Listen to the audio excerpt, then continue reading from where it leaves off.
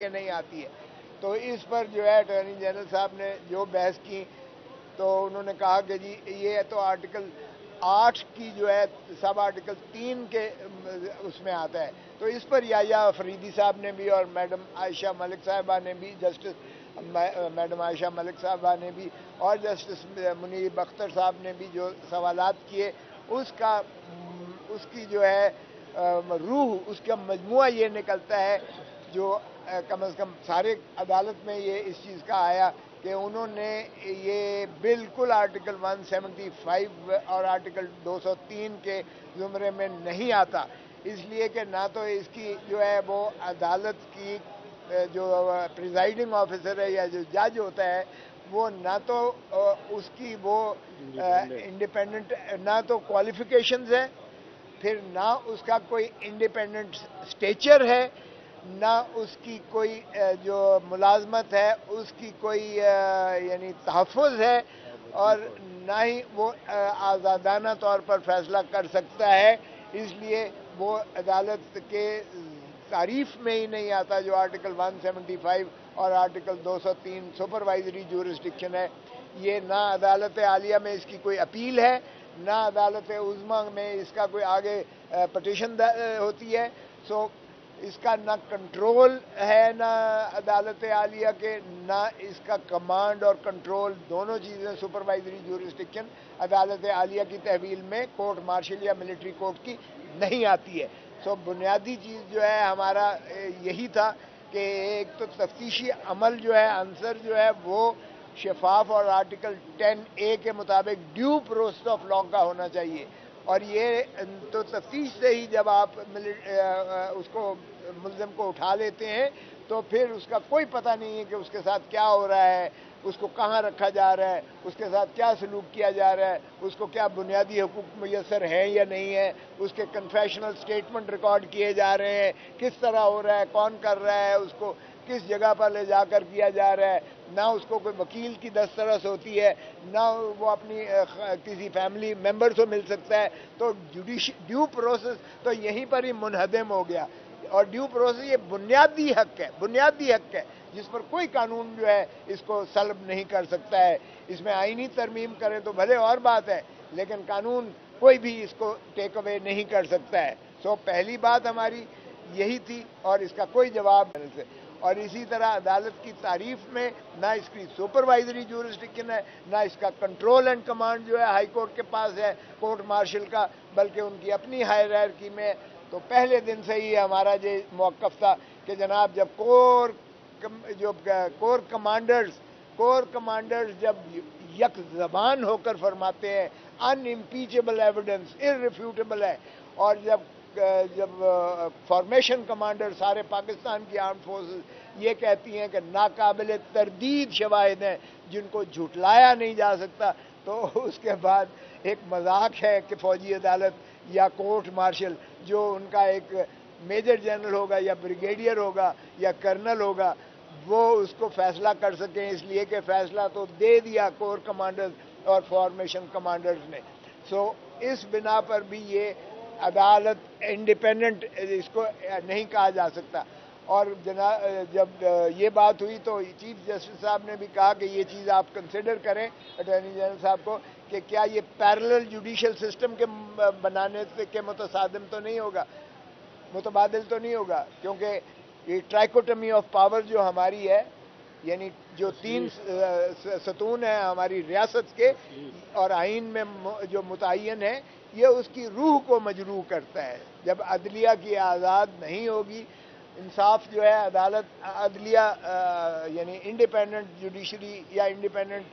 Court یا independent جو ہے کورٹ مارشل یا انڈیپینڈنٹ جو ہے ملٹری کورٹ نہیں فراہم کرے گی, تو ظاہر ہے یہ ٹرائکوٹمی آف پاور کے اور ڈھانچے کو روح کو آئین کی مجروح کرے گا. سو آج جو ہے اٹارنی جنرل صاحب نے پھر دوبارہ کہنے کی کوشش کی کہ جناب میں ایڈجوٹنٹ جنرل جو سب سے اوپر ہوتا ہے اس سے میں کوشش کر رہا ہوں کہ یہ جو ہے اپیل کی اس میں گنجائش کے بات پر اپیل ہائی کورٹ میں ہونی چاہیے اور پھر سپریم کورٹ میں اوپر پٹیشن آئے گی, تو یہ اس طرح سے ان کے کچھ ہماری جانب دیکھ کر ان کے کچھ تحفظات دور ہو جائیں گے.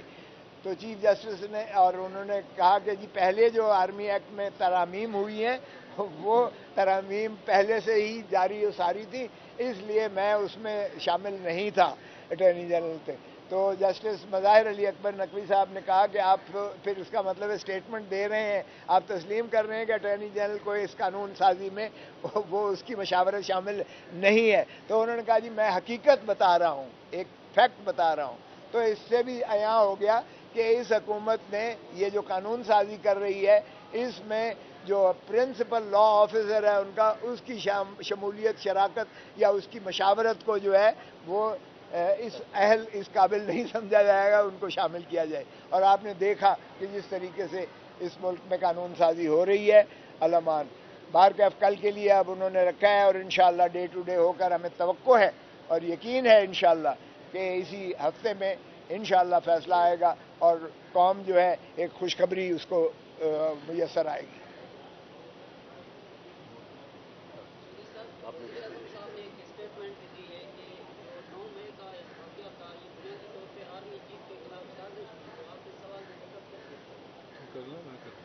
کرو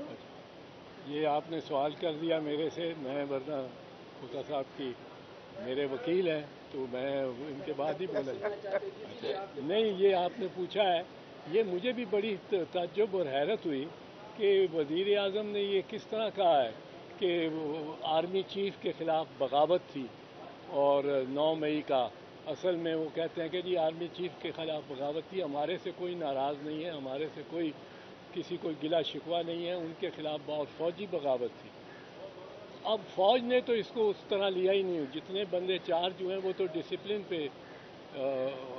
ڈسپلن پر پورا نہ اترنے پہ وہ چارج ہوئے ہیں۔ جو ان کا خود سٹیٹمنٹ آیا تھا کہ ہم نے اتنے 14 کے 15 افسروں کے خلاف ایکشن لے لیا ہے، ان کو ریموو کر دیا ہے، تو ان کے خلاف تو بغاوت کا کوئی نہیں لگا۔ تو میرا نہیں خیال یہ بغاوت کا بنایا جا سکتا ہے۔ یہ کو شہباز شریف صاحب نے خود ہی کوئی کوشش کی ہے کہ وہ اس پہ برڈن پڑے، وہ آرمی چیف جانے اور ان کا حریف جانے اور خود وہ نگران حکومت بنانے میں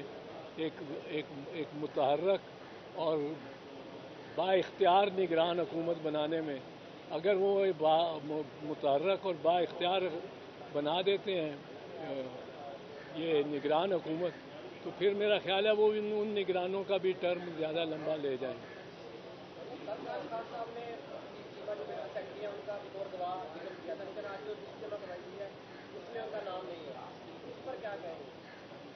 اس کا نام نہیں ہے، یہ ان سے ریلیٹڈ نہیں ہے،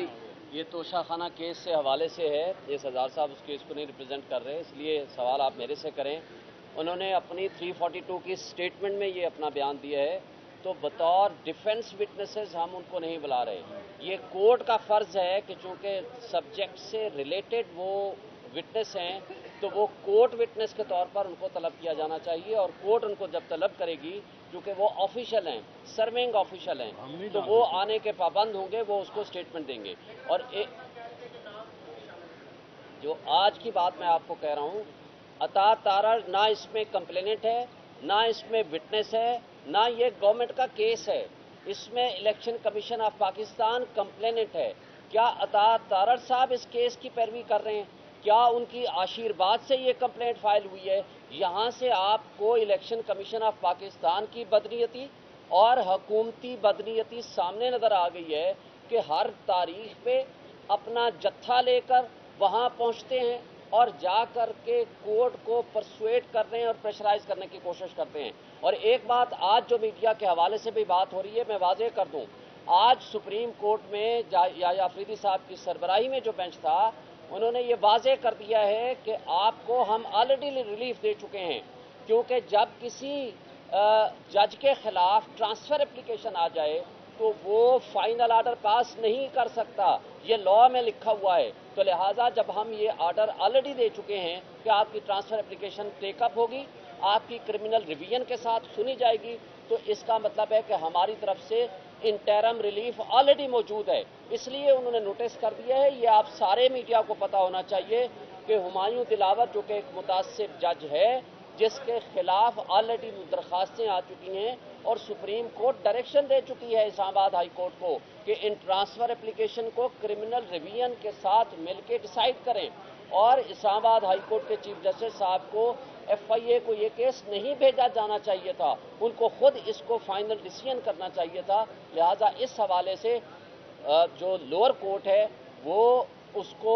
मिलिट्री सेक्रेटरी को कोर्ट विटनेस के तौर पर, चूंकि वो रिलेटेड है, फैक्ट्स जानता है, उसको वो तलब कर सकती है। क्योंकि हमारी जो डिफेंस विटनेस है वो हमारे कंट्रोल में नहीं है, हम उनको तलब नहीं कर सकते, ये कोर्ट विटनेस के तौर पर आएगा। एक चीज सिर्फ मैं वाज़ेह कर दूं, आज के हवाले से सरदार साहब ने बड़ी तफसील से बयान कर दिया। हम इस वक्त की अदलिया को headed by the chief justice उमरता Bandial साहब को आज हम सलूट पेश करते हैं, सलाम पेश करते हैं। जिस तरह हुकूमत ने इसको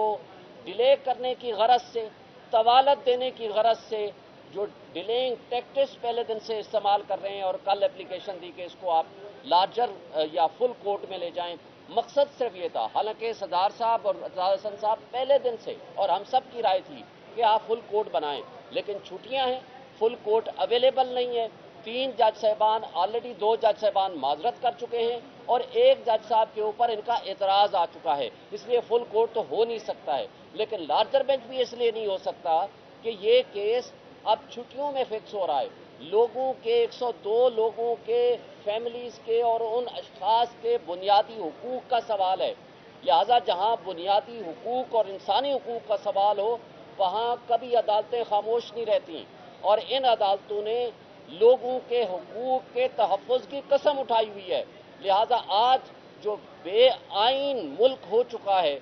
इसलिए पब्लिक पूरी इन अदालतों की तरफ देख रही है, और मैं समझता हूं कि तारीख लिख रही है कि कौन किस वक्त अदलिया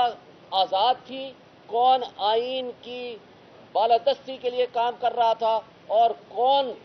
जो सो कार जमहूरी ताकतें हैं आईन की पामाली के लिए काम कर रही हैं। ये सब तारीख में लिखा जाएगा। Thank you.